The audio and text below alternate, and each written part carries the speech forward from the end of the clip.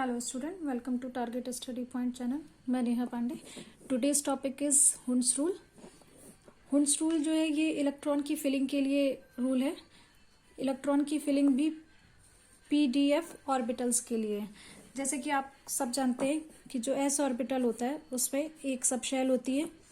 P orbital जो होता है इसमें 3 ऑर्बिटल्स होते हैं एंड D ऑर्बिटल्स जो होते हैं इसमें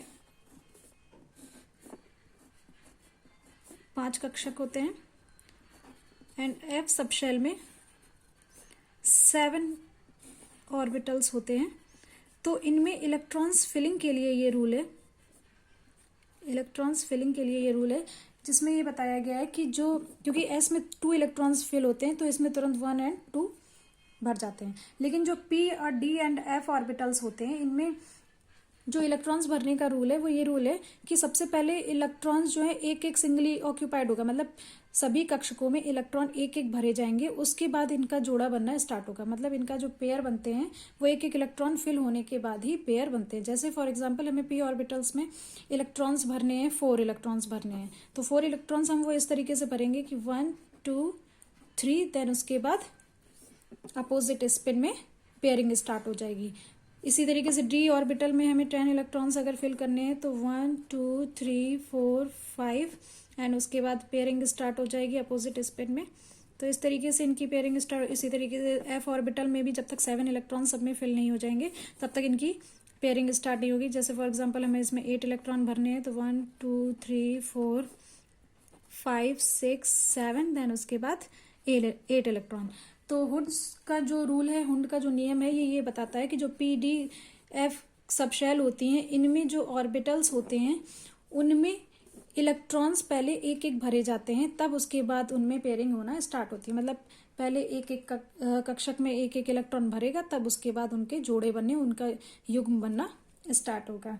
तो ये हुड का नियम कहलाता है. इसके लिए मैं आपको एग्जाम्पल भी देके बताती हूँ. जैसे फॉर एग्जाम्पल नाइट्रोजन है तो नाइट्रोजन का एटॉमिक नंबर होता है 7. तो 1s2 2s2 एंड 2p3.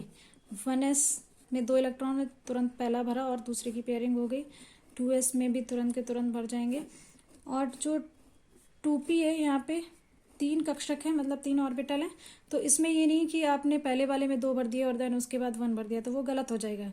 तो इलेक्ट्रॉन फिल करने का जो रूल है उनके हिसाब से वो ये है कि पहला इलेक्ट्रॉन, दूसरा इलेक्ट्रॉन और देन तीसरा इलेक्ट्रॉन.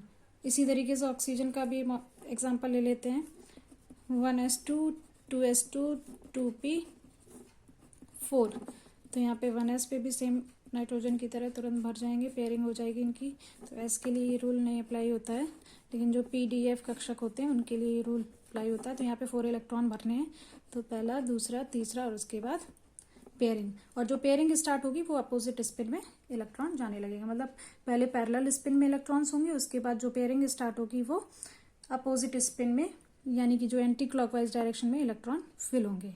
तो ये था हुड का रूल जिसमें आपको ये बताया गया है कि जो PDF कक्षक होते हैं उनमें इलेक्ट्रॉन्स की पेयरिंग तभी होती है जब इलेक्ट्रॉन में पहले से ही एक एक इलेक्ट्रॉन फिल हो, वो भी पैरेलल स्पिन का इलेक्ट्रॉन हो.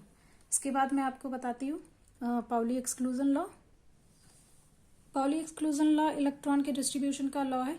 इससे पहले आपने एक वीडियो देखा होगा जिसमें मैंने क्वांटम नंबर्स के बारे में बताया था. तो पाउली एक्सक्लूजन लॉ जो है वो क्वांटम नंबर्स के लिए ही रूल है जिसमें आपने सेट ऑफ 4 क्वांटम नंबर्स के बारे में पढ़ा था. यानी कि जो सेट ऑफ 4 क्वांटम नंबर्स होते हैं वो N L M and S होते हैं. तो पाउली एक्सक्लूजन लॉ के हिसाब से ये जो रूल है वो ये बताया गया है कि जो ऑर्बिटल्स होते हैं, मतलब किसी एटम के जो कक्षक होते हैं उनमें कभी भी 2 इलेक्ट्रॉनों के लिए ये वैल्यूज कभी भी सेम नहीं होती है. अगर इनकेस L और M की सेम हो गई या N और L की सेम हो गई, किसी की सेम हो गई तो S जरूर डिफरेंट रहेगा. क्यों? क्योंकि एक इलेक्ट्रॉन के लिए प्लस हाफ वैल्यू होती है और दूसरे इलेक्ट्रॉन के लिए माइनस हाफ. जैसे फॉर एग्जांपल मैं आपको बता देती हूँ कि एग्जांपल ले लेते हैं 2s ऑर्बिटल का ले लेते हैं. ठीक है, तो 2s ऑर्बिटल का मतलब कि जो s ऑर्बिटल है उसमें 2 इलेक्ट्रॉन इस तरीके से भरे हुए हैं. तो यहाँ पे n = हो गया 2 और जो L है क्योंकि यहाँ पे S दिया हुआ है तो L जो एस के लिए 0 होता है, एल की वैल्यू 0 होती है और एम की वैल्यू एल के ऊपर डिपेंड करती है, तो एम की वैल्यू भी यहाँ पे 0 होगी।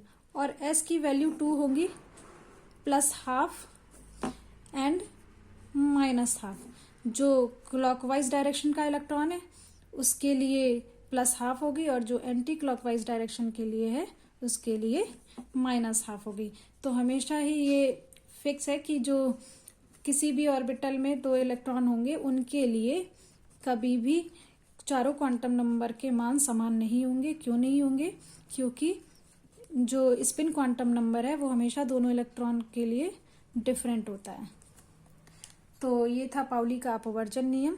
आई होप आपको ये वीडियो पसंद आया होगा और समझ में भी आया होगा। Thank you so much.